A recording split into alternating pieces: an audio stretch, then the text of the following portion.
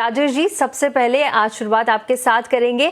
देखिए, गोल्ड के लेवल्स की अगर हम बात करें तो हमने काफ़ी उतार चढ़ाव देखा है। वॉर के दौरान देखा था कि उल्टे प्राइसेस जाते हुए नजर आ रहे थे। आमतौर पर वॉर के दौरान गोल्ड एंड सिल्वर के प्राइसेस में तेज़ी नजर आती है, लेकिन सोने के दामों में हमने उल्टी चाल देखी। लेकिन अभी भी फेड की जो पॉलिसी है उस पर नजरें टिकी है, क्योंकि ग्लोबल मार्केट्स में इन्फ्लेशन अभी भी एक बड़ा कंसर्न बना हुआ है। इसके अलावा यूएस और ईरान दोनों के बीच फिर से टेंशन बढ़ता हुआ नजर आ रहा है।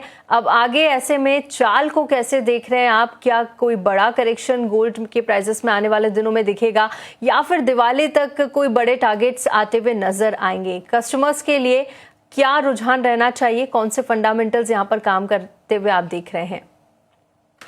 बिल्कुल, मैं आपकी बातों से सहमत हूँ। जिस तरीके से नॉर्मली जब कभी भी वार जैसी परिस्थितियां बनती है तो गोल्ड को एक सेफ हेवन देख के गोल्ड के रेट बढ़ते हैं, या नॉर्मली अमूमन हमने देखा है।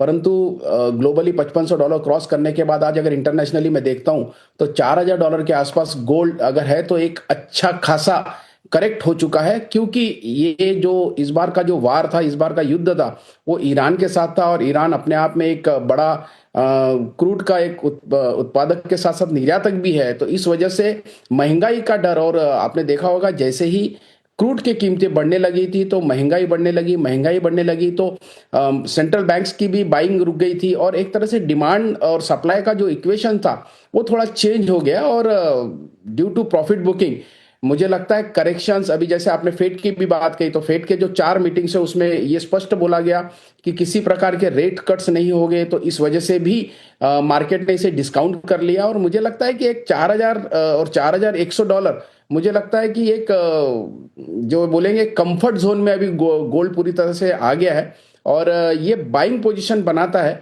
अगर मैं इसे लॉन्ग टर्म के लिए देखता हूं तो 100% इसी साल एक मुझे फिर से वो $5000 की तरफ जाते हुए अभी भी दिख रहा है। अगर मैं देखूं 2026 के अंत तक के, या दिवाली के बाद, या दिवाली तक के, तो कोई नई बात नहीं रहेगी। उसके पीछे एक कारण भी है, क्योंकि देखिए पहले हम लोग जब ऐसे शो में जब बात करते थे तो यूक्रेन और रशिया के तनाव के कारण ही हम लोग बात करते थे। अभी यूक्रेन और रशिया की बात ही नहीं होती है।